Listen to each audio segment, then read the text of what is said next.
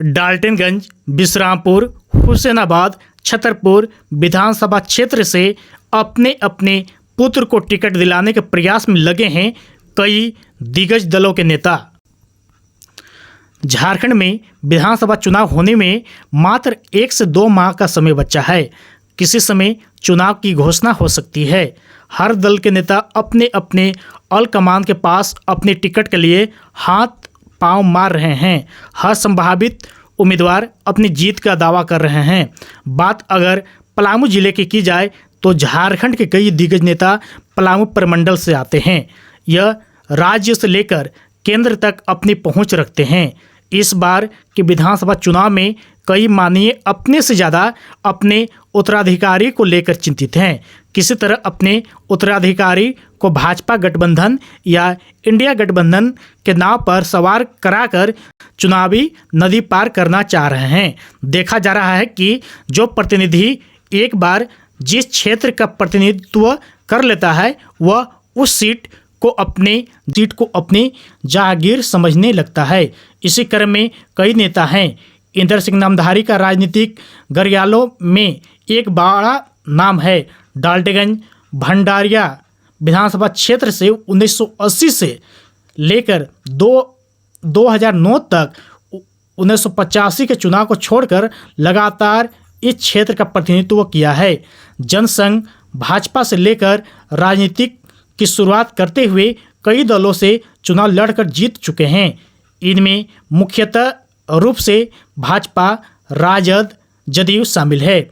एक बार निर्दलीय भी चुनाव जीत चुके हैं।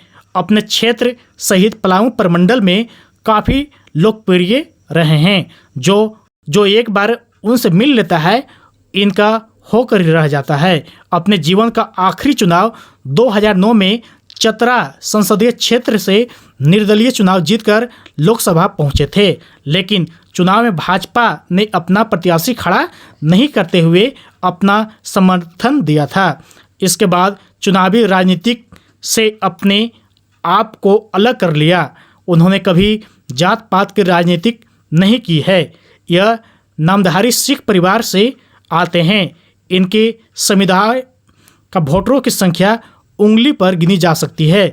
बावजूद इसके वर्षों तक सक्रिय राजनीतिक रहते हुए कई पदों को सुशोभित किए हैं। सक्रिय राजनीति के दौरान अविभाजित बिहार में मंत्री पद पर भी सुशोभित कर चुके हैं। झारखंड राज्य का प्रथम विधानसभा अध्यक्ष बनने का गौरव भी इन्हें ही प्राप्त है। लंबे समय के राजनीतिक अनुभव के कारण पहली बार सांसद बनने पर उन्हें लोकसभा में पीठासीन पदाधिकारी बनने का भी गौरव प्राप्त हुआ है। लंबे समय तक कई महत्वपूर्ण पदों पर रहने के बाद अगर 1-2 काम को छोड़ दें तो ऐसा कोई काम नहीं दिखता कि इन्हें आने वाला पीढ़ी याद कर सके। हालांकि शिक्षा के क्षेत्र में उनका अहम योगदान है। महिलाओं के लिए शिक्षा के लिए योध सिंह नामधारी महिला कॉलेज, गढ़वा में नामधारी कॉलेज एवं सतपरुआ में कॉलेज खोलकर बच्चों के लिए शिक्षा के लिए बेहतर काम किए हैं। मेहंदीनगर में बेहतर सरकारी बस डिपो के लिए इन्हें हमेशा याद किए जाएंगे। इधर यह अपने इकलौते पुत्र दिलीप सिंह नामधारी के भविष्य को लेकर प्रयासरत हैं।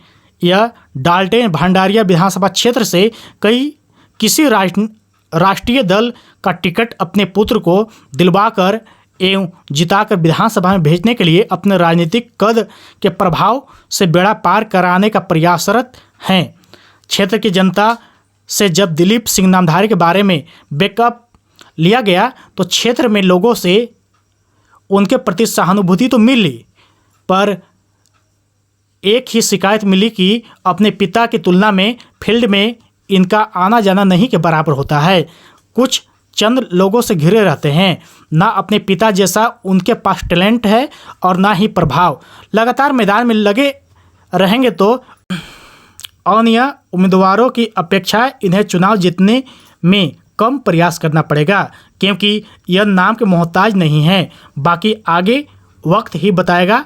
इसी क्रम में बिश्रामपुर विधानसभा से रामचंद्र चंद्रवंशी हैं। वर्तमान में बिश्रामपुर मझियाओं से भाजपा के विधायक हैं। उनकी राजनीतिक शुरुआत राजद से हुई थी, बाद में भाजपा में शामिल हो गए।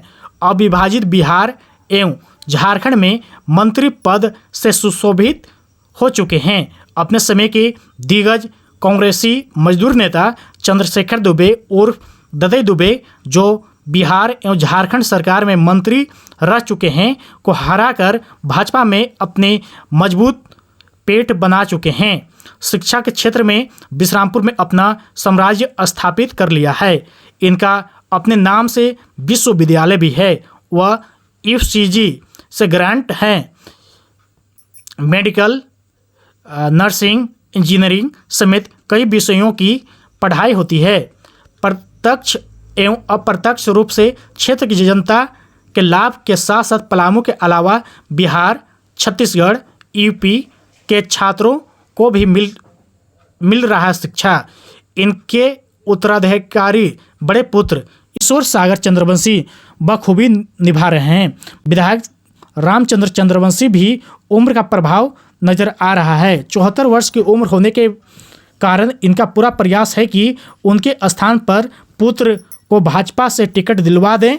ऐसा चर्चा उनके क्षेत्र में भाजपा के कई स्थानीय नेताओं के बीच में किया जा रहा है।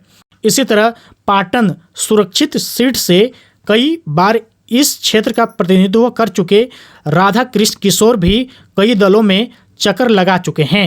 अपने पुत्र प्रशांत किशोर को अपने साथ फील्ड में लेकर राजनीतिक दांव पेच की जानकारी देते हुए भविष्य में फील्ड में उतरने को तैयारी में लगे हैं। आज भी इनका अपने क्षेत्र में अच्छा खासा प्रभाव है। किशोर राजनीतिक जीवन में इतनी बार दल बदल चुके हैं कि इन पर एवं इंदर सिंह नामधारी पर कोई भी राष्ट्रीय या क्षेत्रीय दल पूर्ण रूप से विश्वास करने की स्थिति में नहीं है।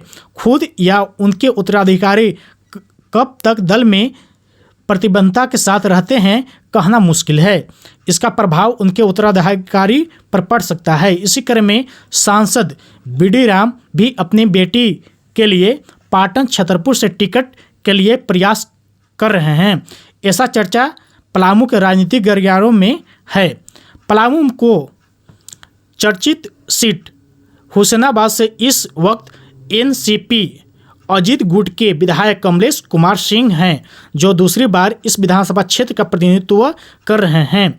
आने वाले समय में भाजपा में शामिल होंगे एवं अपने पुत्र सूर्य सोनल सिंह को टिकट के लिए प्रपोज करेंगे। कमलेश सिंह झारखंड सरकार में मंत्री रह चुके हैं। कांग्रेस से सेवा दल से राजनीति शुरू करने वाले शरद पवार के विश्वास पात्र के रूप में बने रहे, लेकिन एनसीपी में दो फाड़ होने के बाद अजीत पवार के साथ हैं। एनसीपी के प्रदेश में एकमात्र विधायक हैं। वे आज एनडीए के साथ हैं। आने वाले समय में वे अपनी बागडोर अपने पुत्र को सौंपकर राजनीतिक से अपने को अलग कर सकते हैं। ऐसी चर्चा है। आगे देखिए होता है क्या।